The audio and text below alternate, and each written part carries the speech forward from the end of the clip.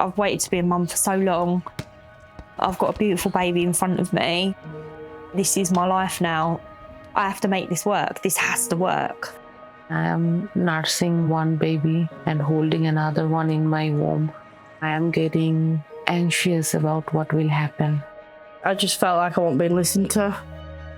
It was sort of like, he's your child, you've got to deal with him.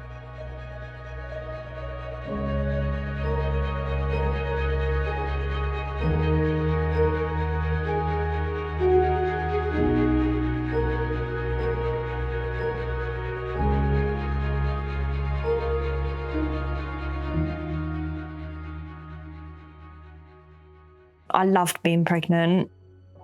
I wanted to be pregnant forever. But after the birth, I felt very disassociated. I didn't feel this instant gush of love for her. Some people are okay, others aren't. I was one of those people that I wasn't okay. Things started to become apparent that this isn't just what they call baby blues. This is something that needs to be addressed and is important.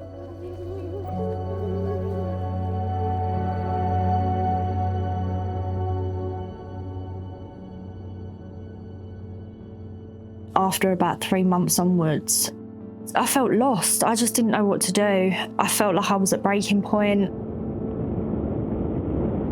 That was the point where I hit rock bottom. I think it was the sleep deprivation. I didn't know how I was going to cope the next night with no sleep. It literally felt like torture. I felt like I was in one of them films where like the prisoners, they lock them in a cell and then they wake them up every hour or whatever by turning the light on or chucking a bucket of water over him. That is exactly how I felt. Hallucinations were definitely there. One night I thought I had her in my arms and I didn't. And I was like, I can't feel like this forever. This cannot continue. I knew I had to change something.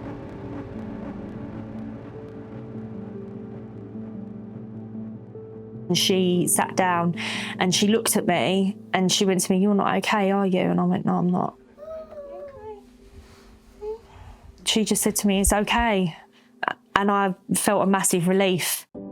She said, "Look, I've been here 2 minutes and I can see she's ticked off most of the milestones. Let's concentrate on you. What's going on? Have you done anything? Have you seen the doctor? Do you need me to refer you anywhere?"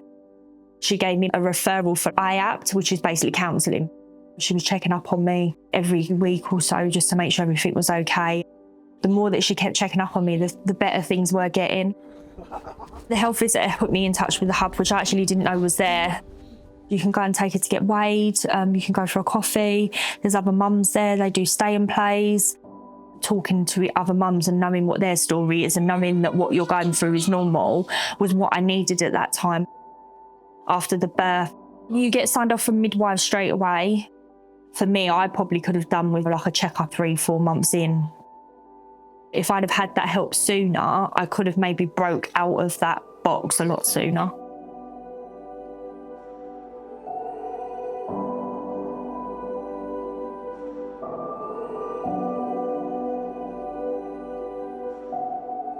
I literally think you should get sent home with like a pack when you get discharged from the hospital and just be like, right, this is where your local hub is. This is where she can get weighed. This is what you need to do. You know, it is hard. And I think when you haven't got someone to help you navigate your way through that, it's very difficult. Yes, thank you. I am in a new country, far from my country. I had my 2-year-old toddler. I am also expecting my second baby. I am all alone here. No friends, no family around.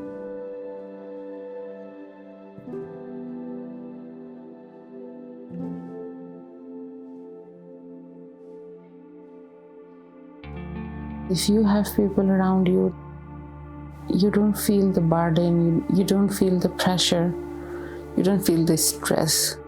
When you are staying alone, it makes a depression in you.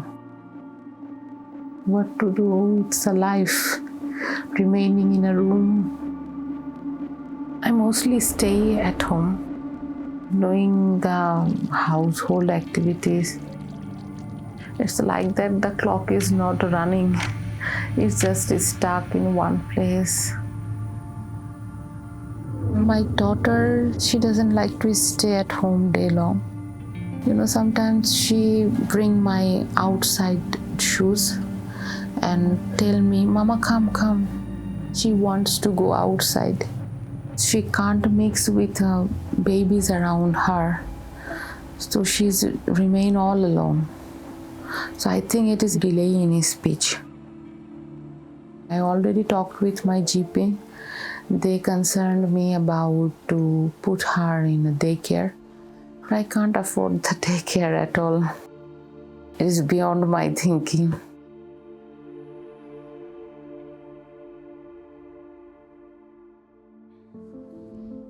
When I was feeling depressed, my health visitor told me to take my daughter at a children's center. That children's center was free of cost and they helped me a lot.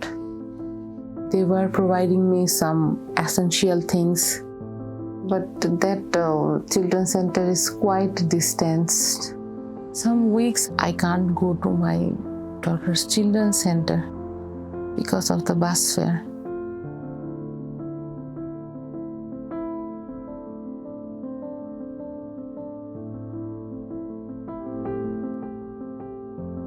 I can just console myself by saying that, okay, I have been here only 5 months. Maybe gradually I will make friends. I will be in a good community here.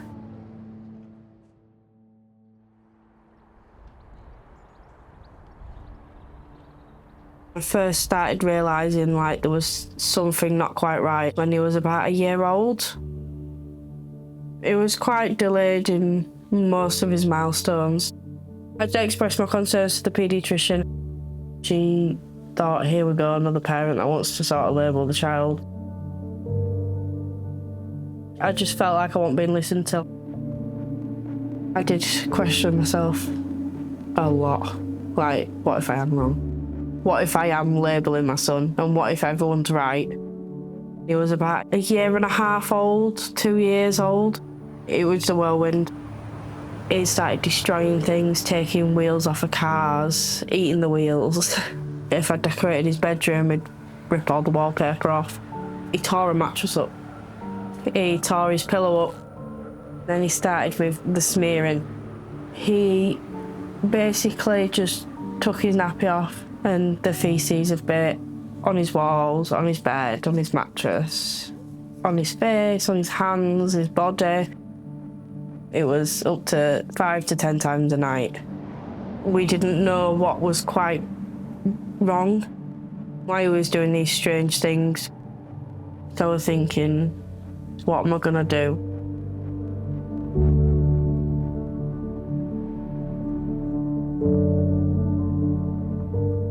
They turned around and said, unfortunately, the wait time is looking at 15 years.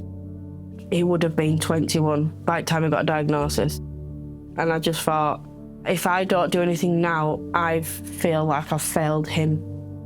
So that's when I did pay private. Yeah, he's autistic. Yeah, he's ADHD. This is why he's doing this.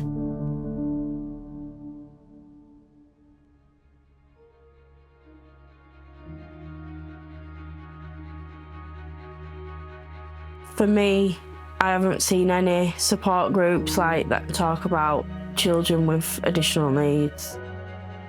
When there wasn't a diagnosis for him, and he was just the naughty child.